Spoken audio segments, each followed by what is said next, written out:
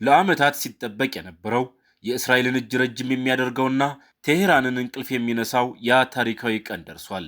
ጌዲዮን ተብሎ የተሰየመው የሰማይ ላይ ግዙፍ ጋን የመጀመሪያውን የሙከራ በረራ በአሜሪካ ሰማይ ላይ ያጠናቋል። ከአንድ ወር ባነሰ ጊዜ ውስጥ ደግሞ የእስራኤል አየር ኃይል ይረከበዋል። ይህ ተራ አውሮፕላን አይደለም። ይህ አውሮፕላን እስራኤል ያለ አሜሪካ ድጋፍ ኢራንን ለመምታት ያላትን ህልም እውን የሚያደርግ ወርቃማ ቁልፍ ነው።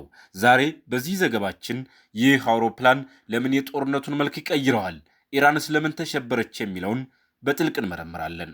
ቻናላችንን ሰብስክራይብ ያድርጉ። እስከ መጨረሻው አብራችሁን ቆዩ። እስራኤል ለአሜሪካ በቃኛለች። ለዓመታት ዋሽንግተን እጇን ይዛ ስታስቆማት የነበረችው እስራኤል አሁን ያለማንም ፈቃድና ድጋፍ ኢራንን መምታት የሚያስችላትን አስፈሪ መሳሪያ ታጥቃለች። ይህ አውሮፕላን እስራኤልን የሰጣት ነዳጅ ብቻ አይደለም፣ የፈለገችውን አገር የፈለገችው ሰዓት ላይ የመደምሰስ ፍጹም ነፃነት እንጂ። የአያቶላዎች እንቅልፍ ተረብሿል። እስራኤል ኢራንን ለመምታት የነበረባትን የርቀት እንቅፋት በዘመናዊው ኬሲ 46 አውሮፕላን ሰብረዋለች። ዛሬ ቴል አቪቭና ቴሄራን ተቀራርበዋል። በመካከላቸው ያለው ልዩነት የአንድ ቁልፍ መጫን ብቻ ነው። ለምን እስራኤል ይህን አውሮፕላን አጥብቃ ፈለገችው? መልሱ ቀላል ነው፣ ርቀት። ኢራን ከእስራኤል ከ1500 እስከ 2000 ኪሎ ሜትር ትርቃለች። የየመን ሁቲዎችን በተመሳሳይ ርቀት ላይ ናቸው። የእስራኤል ኤፍ-35 እና ኤፍ-16 አውሮፕላኖች ይህን ያህል ርቀት ሄደው ተዋግተው ቦምብ ጥለው ለመመለስ ነዳጃቸው አይበቃቸውም። እስካሁን እስራኤል አሮጌና አቅማቸው ውስን የሆኑ ነዳጅ ጫኝ አውሮፕላኖችን ስትጠቀም ቆይታለች። በቅርቡ በታየው አዲስ ስልት ደግሞ በፍጥነት በመነሳት የተወሰኑ የኢራን ክፍሎችን ያለ ነዳጅ መሙላት ለመምታት ሞክራለች። ነገር ግን ይህ ስልት ትልቅ ችግር አለበት። አውሮፕላኖቹ ኢራን ሰማይ ላይ ረጅም ጊዜ መቆየት አይችሉም። አደጋ ቢገጥማቸውም መመለሻ የላቸውም። ኬሲ 46 ግን ይህን የሞትና የሽረት ገደብ ይሰብረዋል። አውሮፕላኖቹ ኢራን ሰማይ ላይ ለሰዓታት እያደኑ እንዲቆዩ ነፃነት ይሰጣቸዋል። የአሜሪካው አብራሪ ካፒቴን ኮዲ ኔልሰን ይህንን አውሮፕላን ተንቀሳቃሽ የነዳጅ ጋን ሲል ይጠራዋል። ነገር ግን ከጋንም በላይ ነው።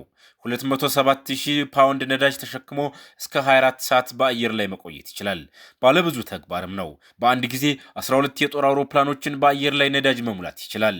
ሁለገብነት 110 ወታደሮችን ማጓጓዝ ወይም 22 የተለያዩ የሕክምና ድንገተኛ አደጋዎችን ማስተናገድ የሚችል ሆስፒታልም ነው። የእስራኤል ንክኪ እስራኤል ይህን አውሮፕላን ስትረከብ እንደወረደ አይደለም። የራሷን የላቁ የመገናኛና የኤሌክትሮኒክስ የጦርነት ስልቶችን ትገጥምበታለች። ይህም ጌዲዮን ከአሜሪካዎቿ የበለጠ ብልህ ያደርገዋል። እዚህ ጋር ነው ትልቁ አከራካሪ ነጥብ ያለው። እስራኤል ለምን ለብቻዋ መቆም ፈለገች? ታሪክ ያስተማረን አንድ እውነት አለ። የአሜሪካ መንግስታት እንደየወቅቱ ይለዋወጣሉ። ዛሬ የሚደግፍ ነገ ሊቃወም ይችላል። እስራኤል ኢራን የኒውክሌር ባለቤት እንዳትሆን ለማድረግ በምትወስደው እርምጃ አሜሪካ እጇን ልታጥፍ ትችላለች የሚል ስጋት አላት። ይህ አውሮፕላን ለእስራኤል የጦርነት ነፃነት ይሰጣታል። አሜሪካ አይሆንም ብትል እንኳ እስራኤል የራሷን ጌዲዮን አስነስታ ቴሄራን ድረስ ዘልቃ መግባት ትችላለች። ይህ ደግሞ በመካከለኛው ምስራቅ አሜሪካ ያላትን ተሰሚነት ሊቀንስ፣ እስራኤልን ደግሞ ይበልጥ ደፋር ሊያደርጋት ይችላል። ለመሆኑ እስራኤል ያለ አሜሪካ ድጋፍ ጦርነትን ማሸነፍ ትችላለች? ታሪክ እንደሚነግረን እስራኤል ሁልጊዜም በአሜሪካ ትከሻ ላይ ተደግፋ አልኖረችም። የ1948ቱ የነፃነት ጦርነት እስራኤል እንደ ሀገር በተመሰረተች ማግስት 5 የአረብ ሀገራት ወረራ ሲፈጽሙባት አሜሪካ የጦር መሳሪያ ማዕቀብ ጥላባት ነበር። በዚያን ጊዜ እስራኤል በራሷ ጥረትና ከቼኮስላቪያ በገዛችው መሳሪያ ጦርነቱን አሸነፈች። በ1967 የ6 ቀን ጦርነት እስራኤል ግብፅን፣ ሶሪያንና ዮርዳኖስን በ6 ቀን ውስጥ ድባቅ ስትመታ ዋና ወታደራዊ አጋሯ ፈረንሳይ ነበረች እንጂ አሜሪካ አልነበረችም። አሜሪካ የእስራኤል የቅርብ ወዳጅ የሆነችው ከዚሁ ጦርነት በኋላ ነው። እስራኤል በሕልውናዋ ላይ የመጣን አደጋ በራሷ ወታደራዊ ብልሃት የመቀልበስ ታሪካዊ ልምድ አላት። እስራኤል ያለ አሜሪካ ድጋፍ ስንል ሁለት ነገሮችን ማየት አለብን። የመሳሪያ ክምችትና የቴክኖሎጂ ነጻነት። የመሳሪያ ምርት እስራኤል በዓለም ቀዳሚ የጦር መሳሪያ አምራች ሀገር ናት። የራሷን ታንኮች፣ ድሮኖች፣ ሚሳይሎችና የሳይበር የጦር መሳሪያዎችን ታመርታለች። የአየር ኃይል ነጻነት አሁን እየገዛች ያለችው ኬሲ 46 ጌዲዮን ነዳጅ ጫኝ አውሮፕላን እስራኤልን ከአሜሪካ ነፃ ከሚያወጧት መሳሪያዎች ዋናው ነው። ይህ አውሮፕላን እስራኤል ሩቅ ሀገር እንደ ኢራን ያሉትን ሄዳ ለመምታት የአሜሪካን የአየር ክልል ወይም የነዳጅ ድጋፍ እንዳትጠይቅ ያደርጋታል። የኒውክሌር አማራጭ በይፋ ባታምንም እስራኤል የኒውክሌር ኃይል እንዳላት በሰፊው ይታመናል። ይህ የመጨረሻው ቀን መሳሪያ ሀገሪቱ በህልውና አደጋ ውስጥ ብትወድቅ ያለማንም ድጋፍ ራሷን እንድትከላከል ዋስትና ይሆናታል። እስራኤል ያለ አሜሪካ ጦርነትን ማሸነፍ ብትችልም ዋጋው ግን እጅግ ከፍተኛ ሊሆን ይችላል። የዲፕሎማሲ ከለላ አሜሪካ በተባበሩት መንግስታት ድርጅት የጸጥታው ምክር ቤት የምትጠቀመው እስራኤልን ከዓለም አቀፍ ማዕቀብ ይጠብቃታል። አሜሪካ ከሌለች እስራኤል በዓለም አቀፍ ደረጃ ብቻዋን ልትገለል ትችላለች። የጥይትና የመለዋወጫ ክምችት ለረጅም ጊዜ ጦርነት ለምሳሌ እንደ ጋዛው ጦርነት እስራኤል ከፍተኛ ቁጥር ያለው የሚሳኤልና የቦምብ ክምችት ትፈልጋለች። አሜሪካ የአየር ድልድይ ዘርግታ መሳሪያ ካላቀረበችላት እስራኤል በረጅም ጊዜ ጦርነት የመሳሪያ እጥረት ሊያጋጥማት ይችላል። የኢኮኖሚ ጫና ጦርነት ከፍተኛ ወጪ ይጠይቃል። አሜሪካ በየዓመቱ የምትሰጠው የ3.8 ቢሊዮን ዶላር ወታደራዊ ድጋፍ ቢቀንስ የእስራኤል ኢኮኖሚ ለከፍተኛ ቀውስ ሊጋለጥ ይችላል።